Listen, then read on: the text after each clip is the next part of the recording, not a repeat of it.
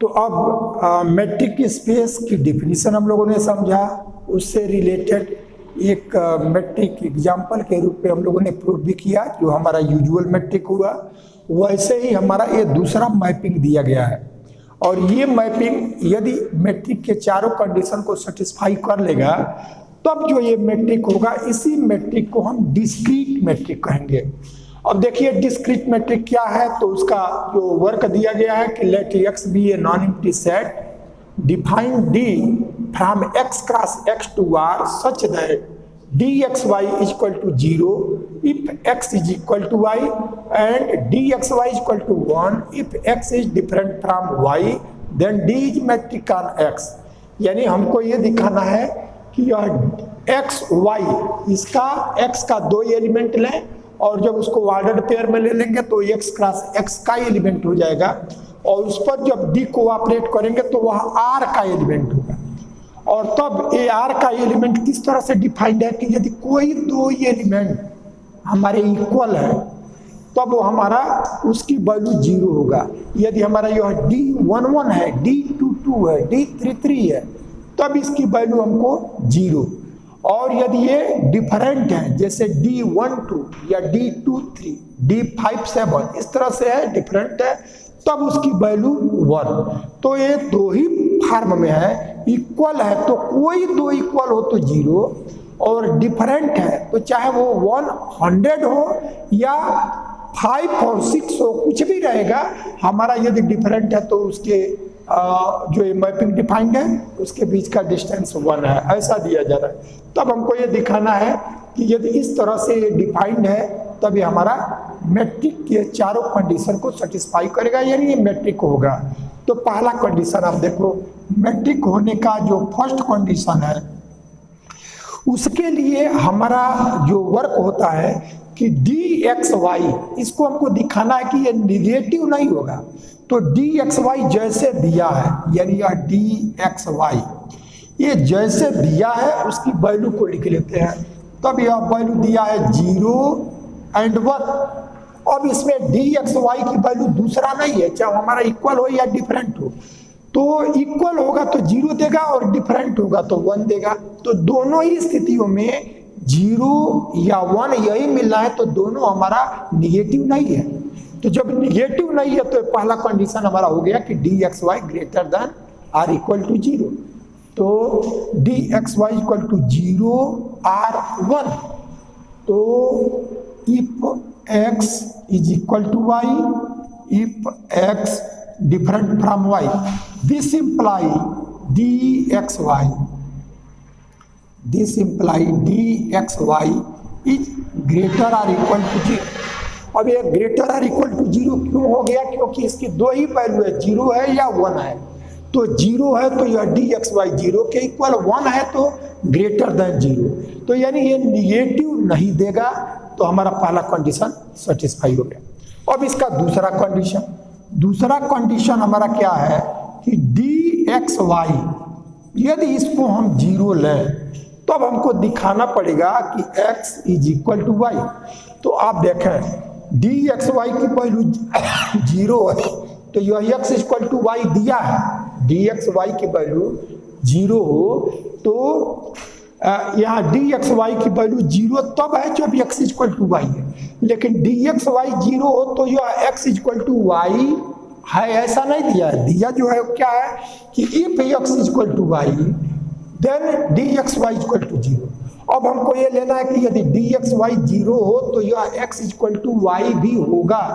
तो उस चीज को हम कैसे लेंगे कि dxy के दो ही वैल्यू है, या तो आपका 0 है और नहीं तो 1 है। तो यदि हम dxy की वैल्यू यदि यह 0 रहे और x इक्वल टू y यदि न आए, तो यदि x इक्वल टू y नहीं आएगा तो फिर हमारा तब x डिफरेंट फ्रॉम y होगा। यदि ये केस सेटिस्फाई न हो, यानी हमने लिया कि dxy इक्वल टू 0, तो ये 0 तब हुआ है जब x और y इक्वल है तो ये ऐसा आया। लेकिन अब हमको इसमें क्या दिखाना है कि यदि dxy की वैल्यू 0 हो तो x इक्वल टू y भी होगा। तो अब हम सपोज कर लें कि x इक्वल टू y नहीं है, तो जब x इक्वल टू y नहीं है तो इसका मतलब x y डिफरेंट है। तो जब एक्स वाई डिफरेंट है तब तो डी एक्स वाई की वैल्यू 1 आ गया। इसका मतलब डी एक्स वाई को 0 लिए और x equal to y not है, तब हमारा डी एक्स वाई की वैल्यू 1 देगा। यानी डी एक्स वाई 0 रहे तो इसके लिए मस्ट है कि एक्स इक्वल टू वाई। तो ये हो गया। तो यह d x y equal to 0, we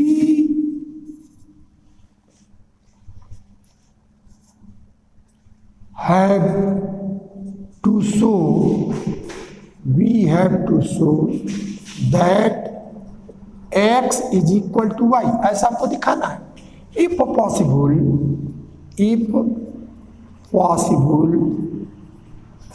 let x different from y, यदि यह x y से डिफरेंट हो जाए, इक्वल दिखाना है, लेकिन हमने सपोज कर लिया कि नहीं x equal to y no, तो this imply d x y is equal to 1। यदि हम x और y को डिफरेंट ले रहे हैं तब डी एक्स वाई की वैल्यू 1 आ रहा है, लेकिन हमने लिया क्या है, डी एक्स वाई की वैल्यू 0। इसका मतलब डी एक्स वाई की वैल्यू 0 लेंगे तो x equal to x different from y नहीं हो सकता, क्योंकि तब वो 0 देगा ही नहीं। तो we have to show that x is equal to y। If possible, let x is different from y. This implies dxy is equal to 1, which is contradiction. Contradiction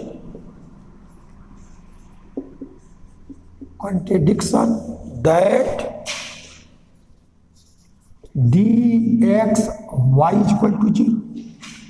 That is x is equal to 1.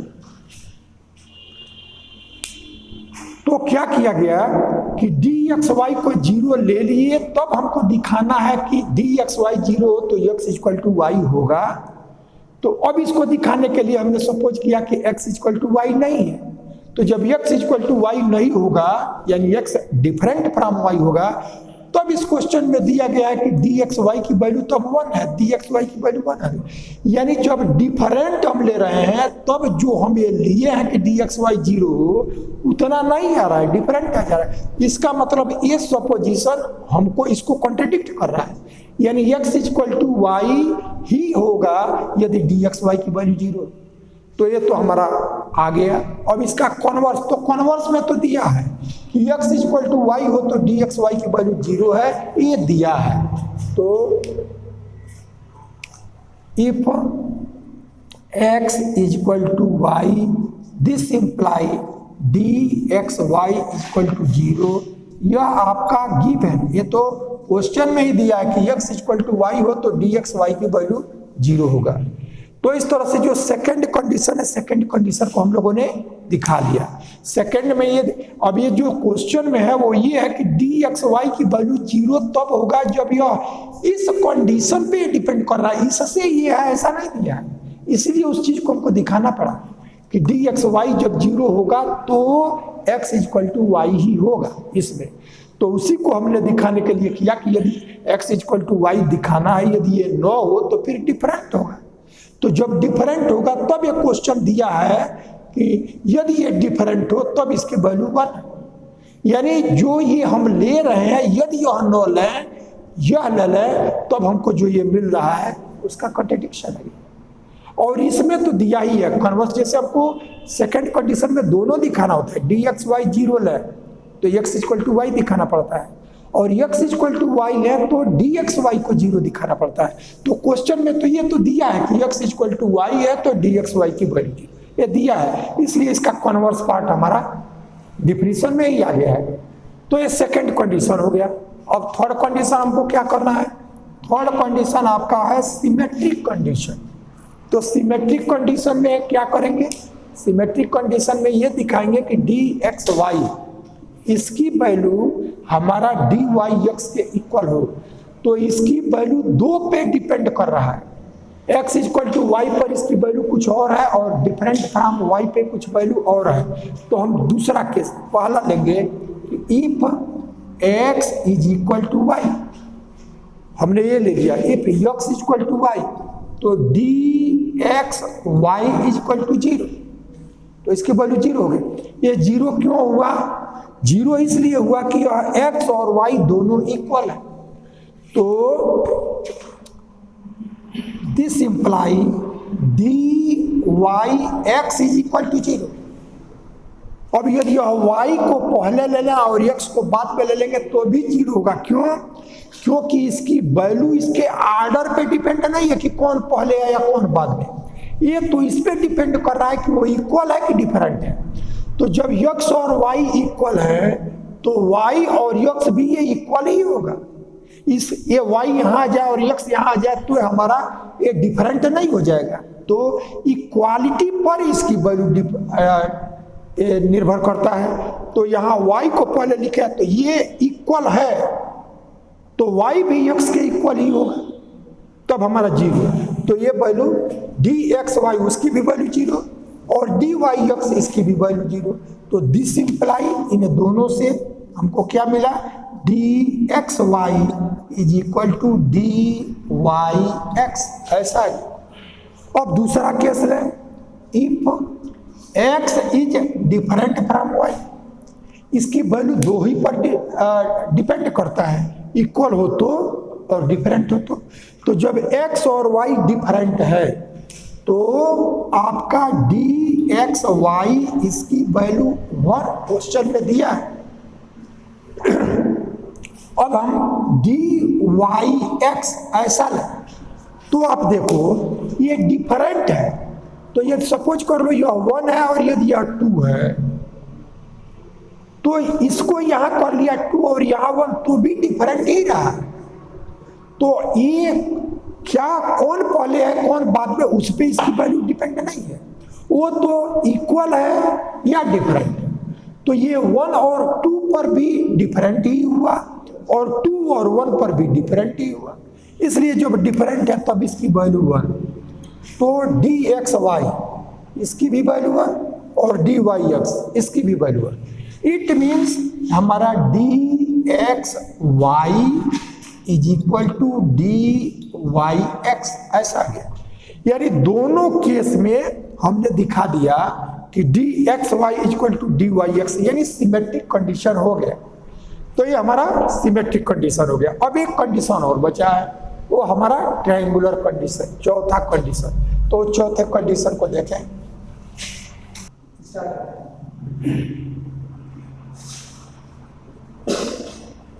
Matric का fourth condition. तो fourth condition में हमको क्या दिखाना होता है, fourth condition में हमको we have to show that dxy less or equal to dxz plus dzy, ये हमको दिखाना रहेगा। तो ये दिखाना रहेगा तब देखो आप लेफ्ट हैंड साइड की वैल्यू लें x, अब इसकी वैल्यू 2 पे डिपेंड कर रहा है, एक इक्वल हो तो कुछ और है और डिफरेंट है तो कुछ और है। तो पहला केस लेंगे कि x is equal to y और दूसरा केस लेंगे कि x डिफरेंट फ्रॉम y। इन दोनों ही स्थितियों में हमको ये कंडीशन सेटिस्फाई हो ऐसा हमको दिखाना है। तो पहला हमने लिया कि if x is equal to y। अब आप देखें कि x is equal to y, ये तो ये ले लिया लेकिन इधर आपका z भी है।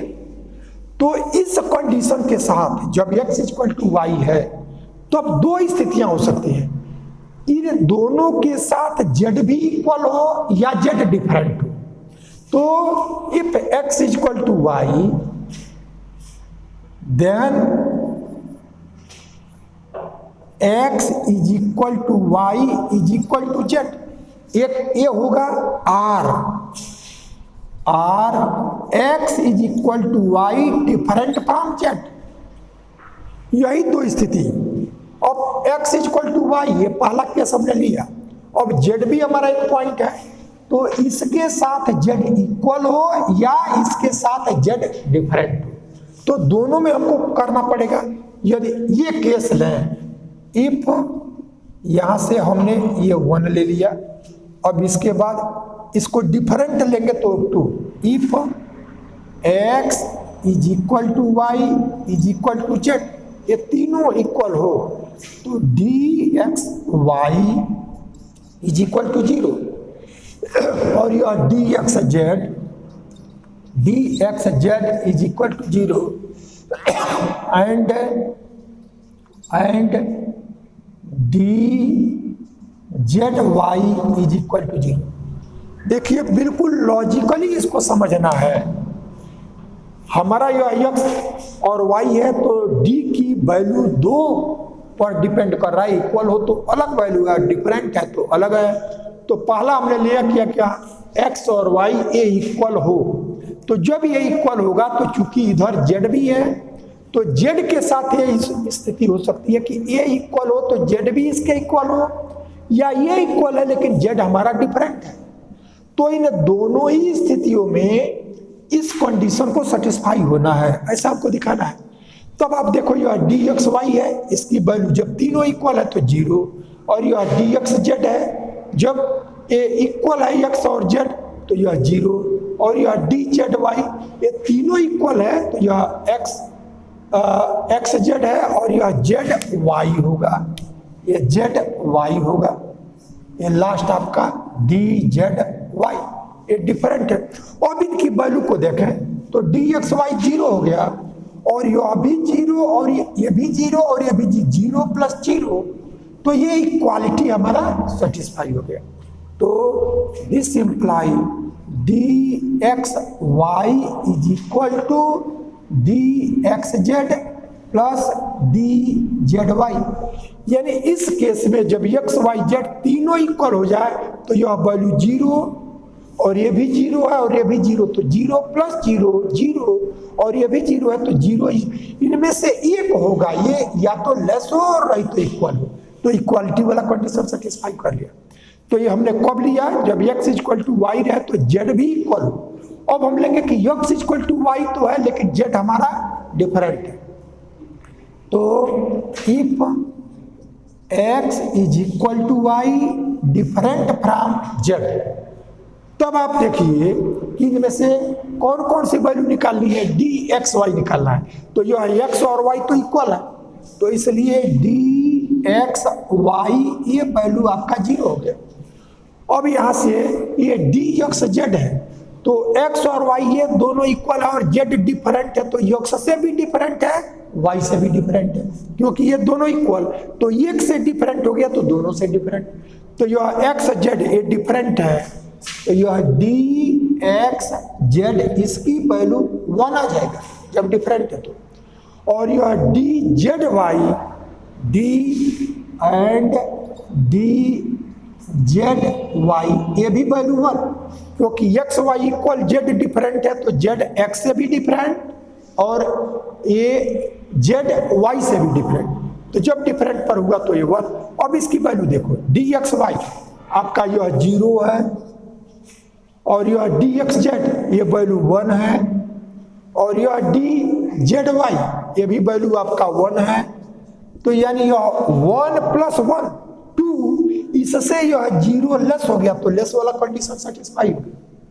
तो हमारा इसमें जब x इक्वल टू वाई हो तो z इक्वल हो तो और z डिफरेंट हो तो, दोनों स्थितियों में इस कंडीशन को क्या कर रहा है, सेटिस्फाई कर रहा है। अब आप देखो ये फर्स्ट में हमने x इक्वल टू वाई लिया, लेकिन दूसरा case x different from y, तब इसका सेकंड केस ले। Second case if x different from y. अब आप देखिए इसमें क्या क्या ये ऑप्शन हो सकते हैं, उस पर आप विचार करो कि जब यह x और y ये हमारा डिफरेंट है तो जो z होगा वो z इनमें से एक के यदि किसी इक्वल हो जाए तो दूसरे से डिफरेंट हो जाएगा, क्योंकि ये दोनों वैल्यू डिफरेंट है। तो अब z की 2 स्थिति होगी, ये z इनमें से किसी एक के इक्वल होगा, तो जिसके इक्वल होगा वो दूसरे के इक्वल नहीं होगा, जैसे क्योंकि ये दोनों डिफरेंट है। यदि z x के इक्वल हो जाए और यह x से y डिफरेंट है, इसलिए तब y और z ये डिफरेंट हो गया, या z y के इक्वल हो जाए तो x इससे डिफरेंट है, इसलिए z और x डिफरेंट हो गया। यानी हमको एक केस ये मिला कि z इनमें से एक के ही इक्वल होगा, दोनों के इक्वल नहीं होगा। यदि दोनों के इक्वल हो जाए तो फिर दोनों डिफरेंट रहेगा नहीं। तो जेड की दो स्थितियां, जेड इनमें से एक के इक्वल हो या दूसरी स्थिति जेड इनमें से किसी के इक्वल ना हो, यही स्थिति हो सकती है।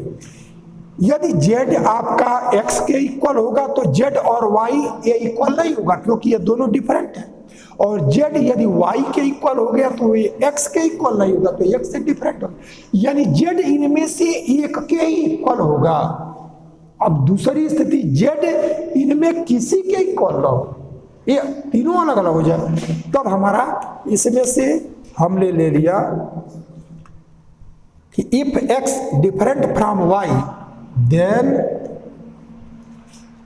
Z will be equal 1 of x or Z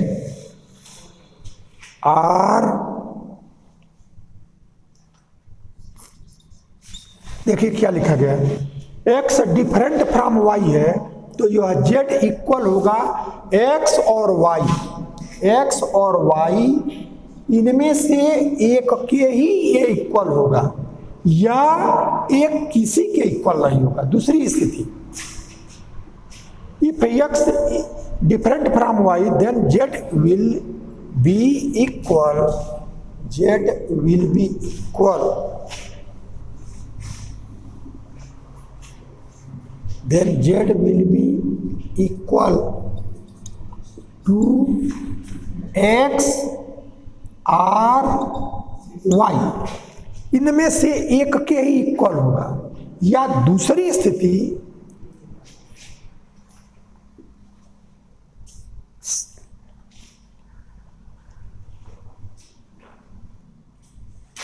r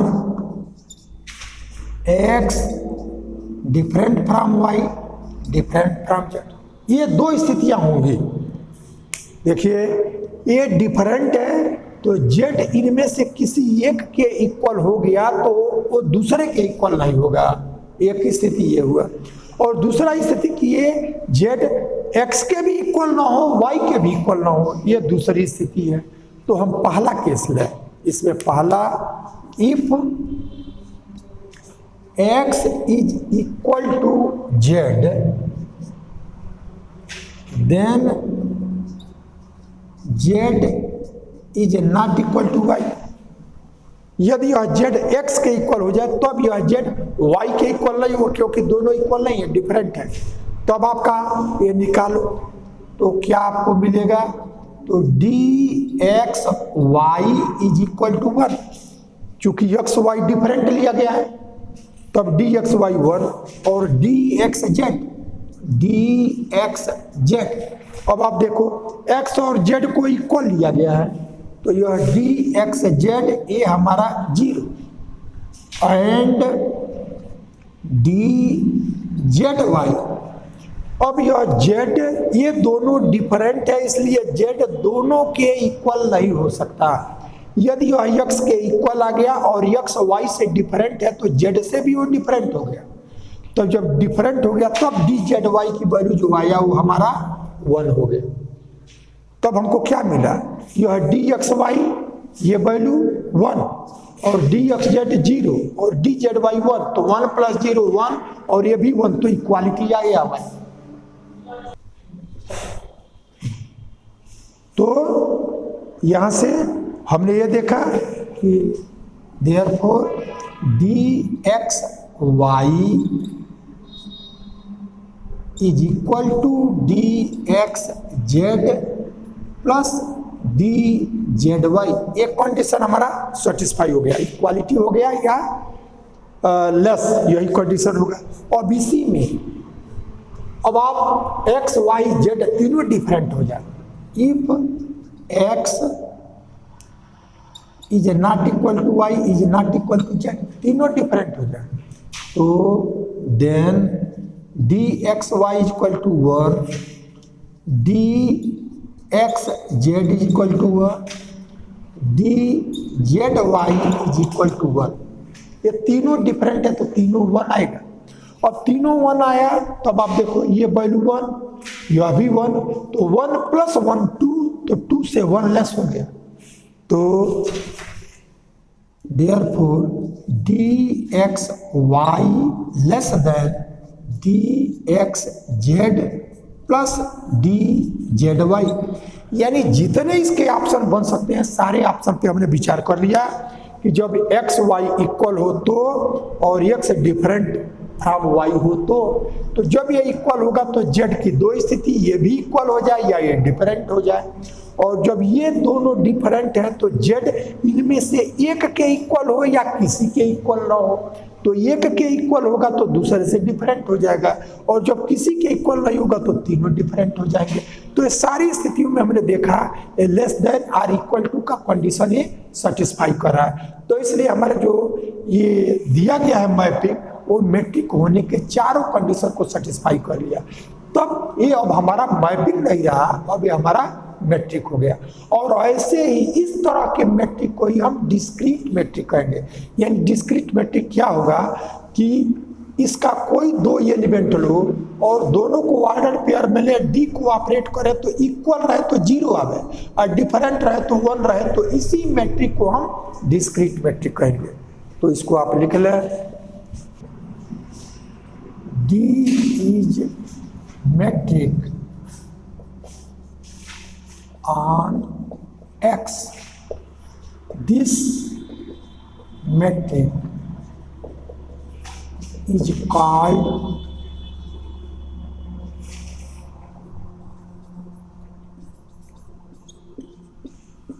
discrete metric। यही मैट्रिक हमारा डिस्क्रीट मैट्रिक होगा। तो इस तरह से ये हमारा वर्क कंप्लीट हो गया। अब नेक्स्ट, अब ये दूसरा प्रॉब्लम है, इसमें R the set of real numbers और एक्स और वाई ये दोनों आर स्क्वायर के एलिमेंट हैं। तो आर स्क्वायर का कोई एलिमेंट कब होगा? जब आर के दो एलिमेंट लें और उन दोनों एलिमेंट को हम कोऑर्डिनेट के फॉर्म में लिख लें, तब यह आर स्क्वायर का एक एलिमेंट कहलाएगा। यदि हम आर के दो एलिमेंट y1 और y2 लें, दोनों को कोऑर्डिनेट के फॉर्म में लिख लें, तभी हमारा आर स्क्वायर का एक एलिमेंट कहलाएगा। यानी आर स्क्वायर का एलिमेंट लेने के लिए हम आर स्क्वायर का कोई भी एलिमेंट लेंगे तो वो आर के दो एलिमेंट को कोऑर्डिनेट के फॉर्म में वो रिप्रेजेंट करेगा। तो वैसे ही x और y लिया गया है, और इस x और y पर जो मैपिंग डिफाइंड है डी, वो जो इसका पहला कोऑर्डिनेट है और इसका पहला, इन दोनों का डिफरेंस मॉड में, और प्लस ये दूसरे का डिफरेंस मॉड में, इसका सम, यदि इस तरह से यह डिफाइंड हो तब हमको ये दिखाना है कि यह जो डी एक्स वाई जो इस फॉर्म में डिफाइंड है वो हमारा मैट्रिक होगा। तो अब मैट्रिक दिखाने के लिए हमको वही मैट्रिक के चार कंडीशन, कोई भी मैपिंग दिया जाएगा, ये मैपिंग की वैल्यू ही बदलती रहेगी, उसमें अब वो मैट्रिक होगा या नहीं होगा, वो चार कंडीशन एक एक करके हम चेक करेंगे। यदि वो चारों सेटिस्फाई कर लेगा तो मैट्रिक होगा, एक भी यदि वो सेटिस्फाई नहीं किया तो फिर वो मैट्रिक नहीं होगा। तो अब हम इसका पहला कंडीशन, मैट्रिक होने का फर्स्ट कंडीशन, वो इसको आप एग्जाम में लिखना हो तो उसके लिए M1 या उसी को आप लिख लें नॉन नेगेटिव कंडीशन, ऐसा लिख करके और तब आप इसको लिखेंगे तो ये ज़्यादा अच्छा होगा। तो ये नॉन नेगेटिव कंडीशन, तो नॉन नेगेटिव कंडीशन में क्या करना होगा कि डी एक्स वाई को ग्रेटर आर इक्वल टू 0 ये दिखाना है। तो यह कोई भी मैपिंग रहे उसको जब दिखाना होगा तो डी एक्स वाई जो डिफाइंड है उसको आप लिखना। तो ये value mod of x1 minus y1 और plus mod of x2 minus y2। तब हम देखें कि जो ये डिफाइंड है क्या इसमें निगेटिव आ सकता है क्या। तो हम देख रहे हैं कि ये मॉड में है, तो मॉड में यदि ये दोनों इक्वल तो 0 और डिफरेंट तो डिफरेंट होने पर निगेटिव भी यदि आएगा तो ये मॉड में है तो ये पॉजिटिव ही होगा, वैसे ये भी मॉड में है तो पॉजिटिव ही होगा। तो ये भी निगेटिव नहीं, ये भी निगेटिव नहीं, तो दो नॉन निगेटिव का सम जो होगा वो भी हमारा नॉन निगेटिव है, यानी दोनों में कोई निगेटिव नहीं है तो इसका सम निगेटिव नहीं आएगा, इसलिए इसकी जो वैल्यू आया वो हमारा ग्रेटर आर इक्वल टू 0 ऐसा हो गया। तो मैट्रिक का हमारा फर्स्ट कंडीशन जो नॉन निगेटिव कंडीशन है वो सेटिस्फाई हो गया। अब दूसरा हमारा जो कंडीशन होता है उसको आप लिख लें नल कंडीशन, नल कंडीशन ऐसा लिख करके तब उसको जब आप दिखाएंगे तो वो ज्यादा अच्छा दिखेगा, ऐसा हम करें नल कंडीशन। तो नल कंडीशन में क्या है कि dxy को 0 लें और तब हम दिखा दें कि x equal to Y.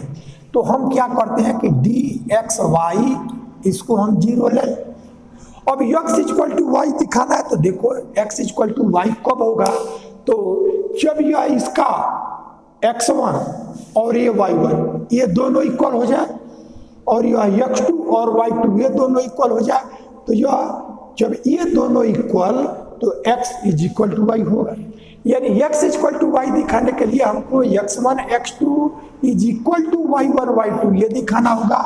x1 और x2 इसकी वैल्यू ये y1 y2 जब ये इक्वल होगा तब हमारा x इक्वल टू वाई, और ये इक्वल तब होगा जब x1 इक्वल टू y1 और x2 इक्वल टू y2 ऐसा हो जाए। तो इस तरह से ये हमारा ये वर्क हमको दिखाना पड़ेगा। तो अब इसको दिखाने के लिए देखें क्या करेंगे, dxy इसकी जो वैल्यू दी गई है वो हम यहाँ से देखें कि ये mod of x1 minus y1 plus mod of x2 minus y2 ये वैल्यू 0 हो गया। तो जब ये 0 हो गया तब हम देखेंगे कि ये 2 का सम 0 है, तो 2 का सम जब 0 रहता है तो उसकी 2 स्थितियां बनेगी, एक जितना पॉजिटिव रहे दूसरा उतना ही निगेटिव रहे तब दोनों का सम 0 होगा, पहली स्थिति है। और दूसरी स्थिति है कि दोनों 0 रहे तो भी दोनों का सम 0 होगा। तो चूंकि यह मॉड में है इसलिए ये निगेटिव नहीं हो सकता, और ये भी मॉड में है ये भी निगेटिव नहीं हो सकता। तो जब ये दोनों में कोई निगेटिव नहीं है तो यदि निगेटिव एक होता और दूसरे के इक्वल होता तो 0 आ जाता, लेकिन दोनों में कोई निगेटिव नहीं है इसलिए दोनों जब 0 रहेगा तभी इसका सम 0 आएगा। अब दोनों मॉड में है तो ये तो 0 होगा या ग्रेटर देन 0 होगा, ये भी हमारा 0 होगा या ग्रेटर देन 0 होगा। तो दोनों में कोई 0 से ग्रेटर नहीं होगा, क्योंकि यदि 0 से ग्रेटर हो जाए तब तो इसका सम रखेंगे तो वो वैल्यू आएगा तब 0 नहीं आएगा। जैसे हमारा 0 से ग्रेटर इसको हम 2 ले लिए तो यह 0 प्लस 2 तब ये 2 आया तब 0 नहीं आएगा, यानी दोनों का सम 0 तभी पॉसिबल हो जब ये भी 0 हो और ये भी 0 हो। तो this imply mod of x1 minus y1 is equal to 0 and mod of x2 minus y2 is equal to 0। तो यहाँ से आ गया x1 is equal to y1 और यहाँ से आ गया x2 is equal to y2। तब आप जो x की वैल्यू है x1 x2 ऐसा आप लिखें तो x1 की वैल्यू आपका y1 के इक्वल है इसलिए यह y1 और x2 की वैल्यू y2 के इक्वल है इसलिए यह y2 और यही आपका x है और यह आपका y है। तो dxy को 0 लिया तो x इक्वल टू वाई आ गया। अब इसका कॉन्वर्स में क्या करेंगे, if x is equal to y इन दोनों को इक्वल ले लें तो x की वैल्यू आपका है x1 x2 और y की वैल्यू है y1 y2, ये दोनों इक्वल हो गया। तो ये दोनों इक्वल क्यों है, क्योंकि x को y के इक्वल ले रहे हैं तब dxy को 0 दिखाना है। तो x इक्वल टू y तो x की वैल्यू ये है और y की वैल्यू ये दोनों इक्वल तब होगा जब आपका यह x1 इक्वल टू y1। तो चूंकि ये इक्वल है इसलिए definitely x1 equal to y1 and x2 is equal to y2, ये दोनों इक्वल हो गए। अब आप क्या कर रहे हैं कि इसमें डी एक्स वाई की वैल्यू को जीरो दिखा दें, तो यह d x y equal to mod of x one minus y one और plus mod of x two minus y two, ऐसा हो गया। तब यहाँ एक्स वन और वाई वन ये दोनों इक्वल है, इसलिए ये वैल्यू भी जीरो, और यह एक्स टू और वाई टू इक्वल है, ये भी जीरो, यानी हमारा जीरो आ गया। तो इसको दोनों वे से हमने दिखा दिया। यदि एक्स इक्वल टू वाई तो d x y equal to zero, और d x y equal to zero तो एक्स इक्वल टू वाई, ऐसा हम लोगों ने यहाँ दिखाया है। अब तीसरा कंडीशन तीसरा M3 मैट्रिक होने का थर्ड कंडीशन, ये है आपका सिमेट्रिक कंडीशन। ये आपका सिमेट्रिक कंडीशन है। तो सिमेट्रिक कंडीशन में क्या करेंगे कि डी एक्स वाई इसकी वैल्यू डी वाई एक्स दिखाएंगे।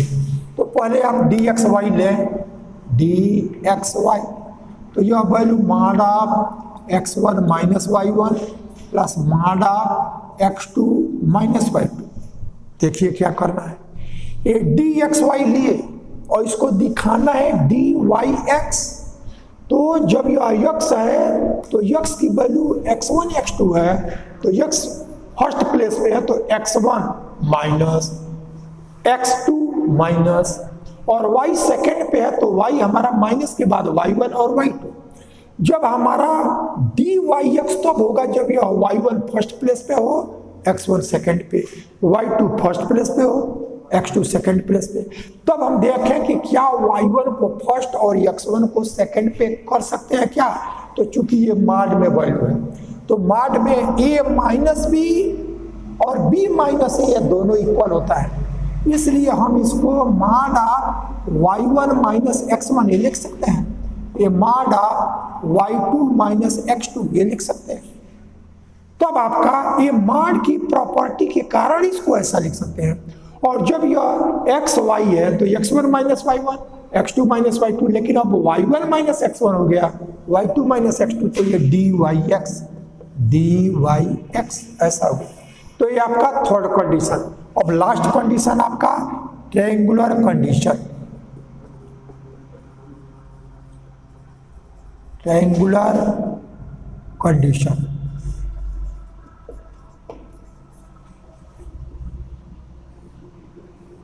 ट्रायंगुलर कंडीशन, तो ट्रायंगुलर कंडीशन में हमको तीन एलिमेंट चाहिए, d x y that's or equal to d x z plus d z y. तो अब हम x की वैल्यू तो ये लिया गया है, x की जो वैल्यू है वो आपको x1 x2 ऐसा लिया गया, y की जो वैल्यू है वो आपका y1 और y2 ऐसा दिया गया है, और z की जो वैल्यू है वो आपका z1 और z2 ऐसा दिया गया है। अब हम क्या करें कि यह डी एक्स वाई इसकी वैल्यू को लिखें, उसको दिखा दें कि less or equal to d x z plus d z y. तो डी एक्स वाई इसकी वैल्यू को लें, तो डी एक्स वाई हमारा किस फॉर्म में डिफाइंड है, तो mod of x one minus y one plus mod of x two minus y two, ऐसा हमने ले लिया। फोर्थ कंडीशन दिखाना है, तो डी एक्स वाई को हमने लिया, उसकी value mod of x one minus y one और mod of x two minus y two, ये हमने लिया। लेकिन हमको दिखाना है कि यह डी एक्स जेड आवे, तो जब एक्स वाई है तो x one minus y one, x two minus y two.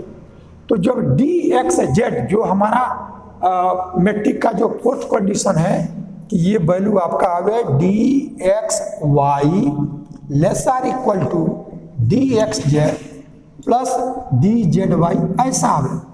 तो ये आपका डी एक्स जेड तब होगा जब x one minus z one mod में हो और plus x two minus z to.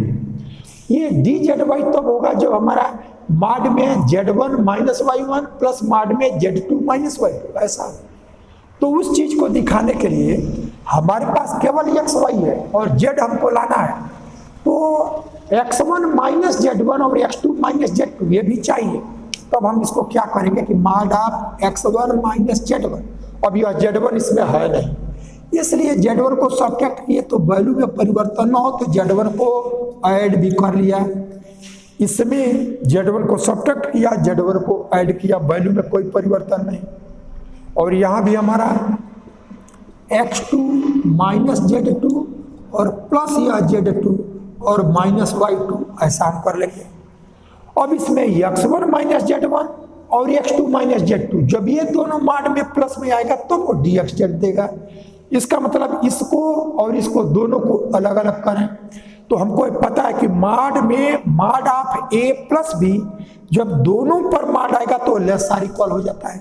तो इतने को a और इतने को b, क्योंकि ये दोनों एक साथ dx के लिए चाहिए, तो इतने को a और इतने को b ले ले तो a प्लस b a हो जाएगा less or equal to mod of x1 minus Z1 plus mod of Z1 minus Y1 ऐसा हो गया, प्लस यह x2 माइनस Z2 प्लस यह Z2 और माइनस Y2 ऐसा हो गया।